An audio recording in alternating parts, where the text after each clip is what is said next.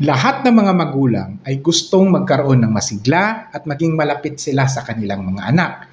Ang problema lang ay mas marami sa atin ang hindi alam kung papaano gawin ito. Kaya tayo nahihirapan din na suwayin ang mga kamaliang ginawa ng ating mga anak dahil wala nga tayong connection.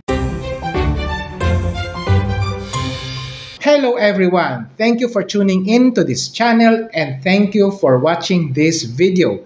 And please don't forget to subscribe in our YouTube channel. For today's video, pag-uusapan natin kung ano ba ang mga dapat gawin para magkaroon ng masigla at malapit na relasyon sa mga anak natin. Ito ang mga common na sumisira sa relationship ng magulang at anak. Una dyan ay ang physical and humiliating punishment. Pangalawa, walang open communication. Pangatlo, walang affirmation.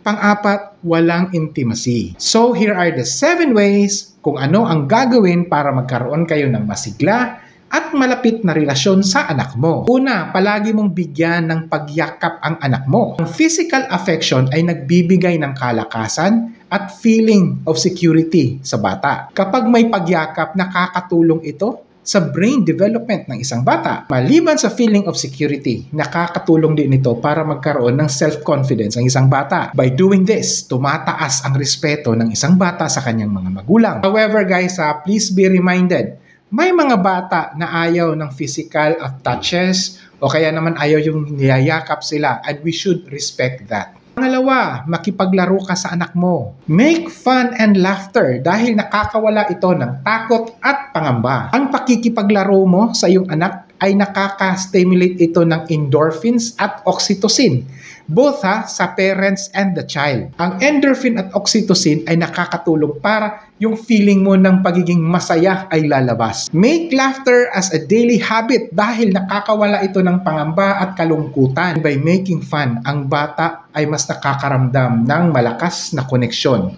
sa kanyang mga magulang. Mapamaliit pa yan yung anak mo o kaya naman nasa teenage years na sila. Have time or make time to have fun and play with them. Pangatlo, turn off your cellphone or laptop kung ikaw ay nakikipag-interact sa anak mo. It is a sad reality sa panahon ngayon. Hindi lang mga kabataan ang addicted sa social media or online games. Pati na rin yung mga magulang. Ang nangyayari, dahil yung mga magulang ay sobrang tutok sa kanilang cellphone, either they're doing games or kaya naman sa social media, ay nakakalimutan na nilang makipag-interact sa kanilang anak. Ito pa ang isang realidad. Ang mga magulang, binibigyan at ini-expose pa lalo yung kanilang mga anak sa mga gadgets, cellphones, TV, o kaya naman computer. Lalo na yung mga maliliit pa as an alternative of discipline. Yung kinokontrol nila yung galaw ng kanilang anak para hindi magiging malikot at magkaroon ng tantrums. Ang resulta, walang nagawa at walang nangyayari magandang relationship sa anak. Nahihirapan ang magulang at gayon din yung anak kung papaano makipag-communicate sa isa't isa. At alam nyo, kung nagkakaroon man sila ng communication, anong nangyayari?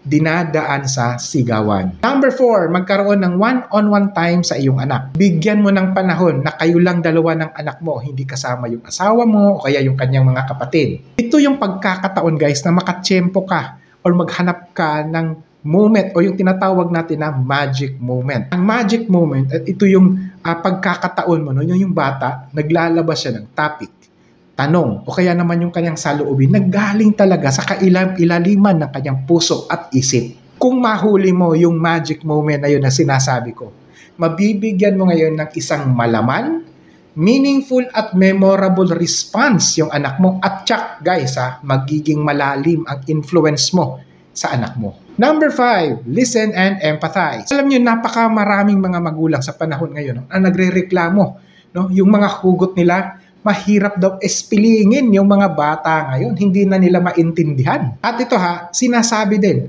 na meron daw talagang generation gap. But you know what? This is the reality. Wala talagang generation gap. Ang meron is communication gap. Ito ay sa kadahilanan hindi tayo marunong makinig dahil ang gusto natin tayo yung nagsasalita at tayo yung pinapakinggan. And the best thing to do is pakinggan mo muna yung anak mo.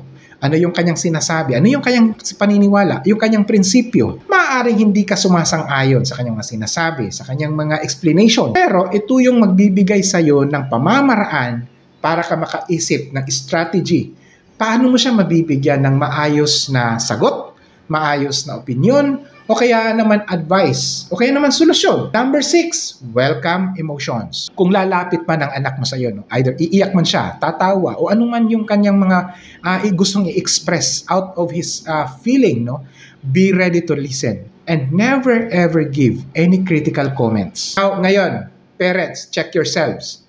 Ang anak mo ba ay may tiwala at confident na lalapit siya sa iyo? Iiyak siya, tatawa, no? Lalo na ito ang mga teenagers. Mag-alala ka kung hindi yung anak mo lalapit sa iyo para magbukas ng saloobin. Kung siya ay pupunta sa iba o sa barkada o sa ibang tao. Dahil, alam nyo, mahirap dyan, maaabuso, posibleng maaabuso ang kanyang vulnerability.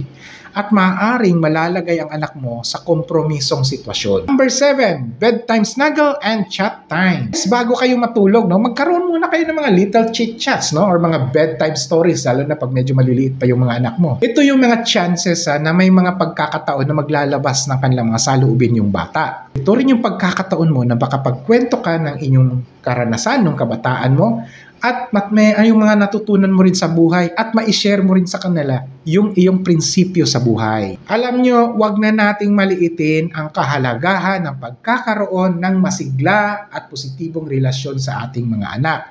Kung gusto natin na lalaki ang ating mga anak at tatanda sila na may mabubuting pag-uugali, maging masaya, at magiging matagumpay sa buhay. If you are learning from this video, please click the share button and please don't forget to subscribe in our YouTube channel and see you in our next video.